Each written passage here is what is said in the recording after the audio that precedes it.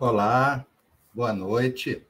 Eu sou o Jorge Marques, da Sociedade Espírita Allan Kardec, falando com vocês aqui de Saquarema.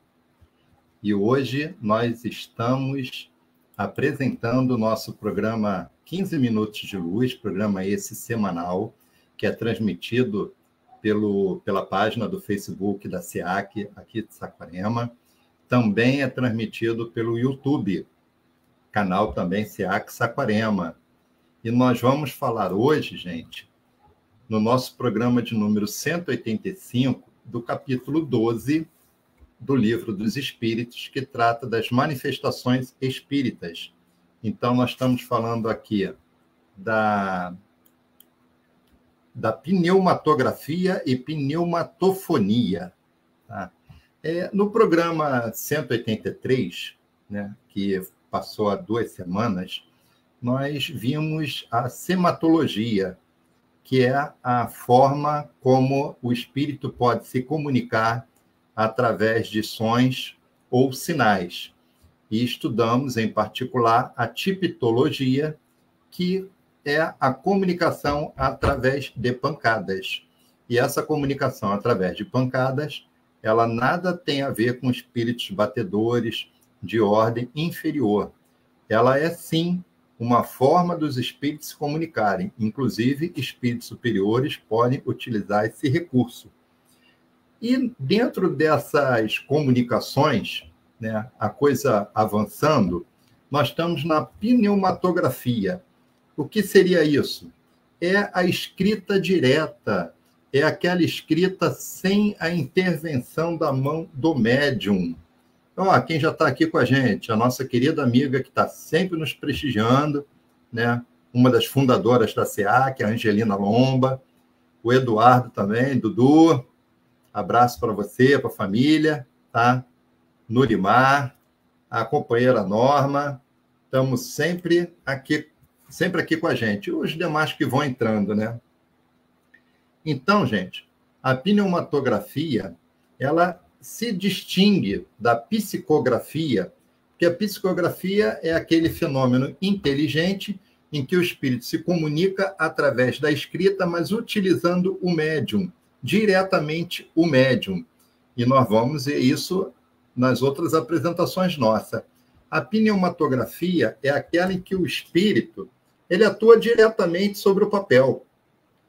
Pode ser o papel, pode ser uma pedra, pode ser um prato, pode ser um azulejo. Ele pode escrever onde ele bem quiser, né? E há várias formas disso ocorrer. Falando de papel, o papel ele nem precisa estar aberto com lápis em cima, não. Ele pode estar simplesmente dobrado, enfiado numa gaveta, às vezes até dentro de um cofre trancado, sem lápis nenhum, sem caneta nenhuma, e os caracteres vão aparecendo, a escrita ocorre, né? E aí a gente fala o seguinte, bom, mas isso pode ser uma fraude, porque já na época de Kardec existia uma tinta simpática, né? Era uma tinta invisível que você escrevia, Casos de Mágica vem disso, você escrevia, depois de um tempo, a tinta surgia no papel. Esse truque já existia. Mas não é porque havia, ele não nega a possibilidade de existir fraude, por vários motivos. Ou porque o cara queria aparecer, né, contar vantagem, ser o alvo de atenções, por interesses financeiros, como charlatão, querendo ganhar dinheiro, tá, usando da boa-fé das pessoas. Mas isso não nega que o fenômeno existia. Tanto existia que pessoas que não havia necessidade de querer aparecer, pessoas famosas, pessoas muito bem financeiramente, não era em troco de dinheiro, com um grupo de outras pessoas igualmente sérias e respeitadas na sociedade, inclusive parisiense, eles testemunhavam isso. Tinha um barão, tem até o nome dele aqui, né? Barão Goldenstube, né? Barão de Goldenstube. Ele, já em 1853, olhem a data, gente, 1855, Kardec começou a se interessar pelos fenômenos espíritas, pelas mesas girantes, já foi narrado num dos nossos programas aqui. Em 1857 é que foi publicado a primeira edição do Livro dos Espíritos. E esse barão, em 1853, ele já tinha conhecimento de fenômenos semelhantes ocorrendo na América, ocorrendo em outros lugares da Europa. Aí ele queria provar para todo mundo que ele teve escrita direta lá nos pertences dele. E as pessoas não acreditavam. Ele ficou 4 anos dizendo, gente, isso aconteceu de fato, eu não sou maluco, né? Beleza. Em 1857, ele publicou um livro com um monte dessas mensagens, tá? Outros cientistas na época, inclusive cientistas que eram ateus, que eram materialistas, né? Não vou agora ficar citando os nomes aqui, mas se você for, por exemplo, no Wikipedia bota lá pneumatografia, vai ter uma página enorme lá de vários relatos. E detalhe, vários relatos não só de cientistas do século XX que estudaram o fenômeno, mas que esse fenômeno ele já é alvo de estudos, ele é levado muito a sério até no Oriente. A China tem livros que falam sobre a escrita direta. Tá? Você pode dar vários nomes, a escrita direta, Kardec cunhou como pneumatografia. Elas ocorrem dessa forma, tá? Não tem a intervenção direta do médium, tá? Aí já narrei aqui. Querem ver exemplos da pneumatografia ao longo da época, da história? Então, vamos lá. Vamos começar pelo Velho Testamento. Pneumatografia, escrita direta. As tábuas de Moisés, as tábuas de Moisés, né? O dedo de Deus está lá na Bíblia, né? Escreveu diretamente na rocha e talhou as tábuas e a entregou para Moisés. Pois é. Isso é um exemplo de escrita direta, tá? É um fenômeno mediúnico. Moisés, para os espíritas, era um grande médium de efeitos físicos, né? Porque muita coisa aconteceu ali com a intervenção dele, se não dele, de alguém que estava próximo, mas os fenômenos ocorreram. E outro, Velho Testamento, ele está lá nos profetas, Daniel, Jeremias, e mais um agora que eu não estou lembrando o nome, não anotei aqui, falando sobre as bodas, os festins de Baltazar. Quem era Baltazar? Baltazar foi um rei da Babilônia, jovem, vaidoso, que, querendo aparecer, fez um festão lá. E ele se surpreendeu porque ele viu uma mão escrevendo lá na pedra, nas paredes lá do palácio.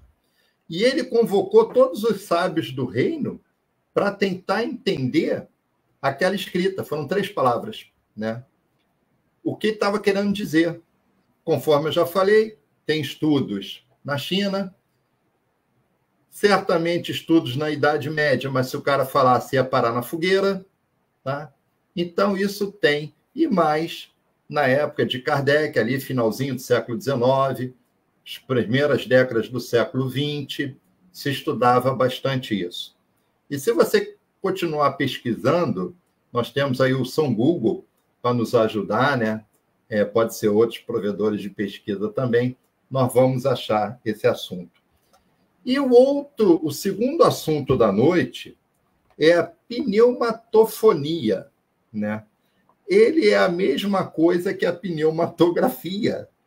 É a comunicação direta, é o som que é produzido sem ser pela boca de ninguém, né? E esse som, ele tem 2 formas de acontecer. Os espíritos não podem se comunicar por pancadas, movimentando objetos. Então, eles também podem produzir ruídos, eles podem produzir gritos, né? Assim, ao nosso redor, você não sabe de onde vem, escutei alguma coisa.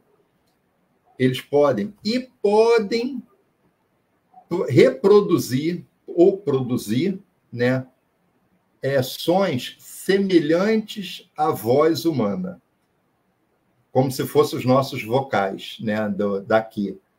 Então, muito semelhante.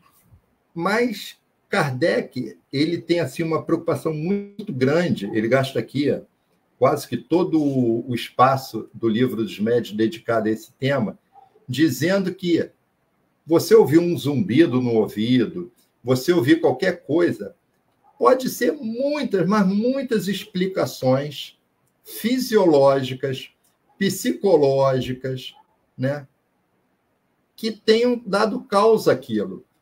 Ele diz até que pode ser produto de alucinação. Produto de alucinação esse que nós já fomos estudar lá no capítulo 6, né, das manifestações visuais, que podia ser produto de alucinação, ele fazendo a distinção do que é e que não é.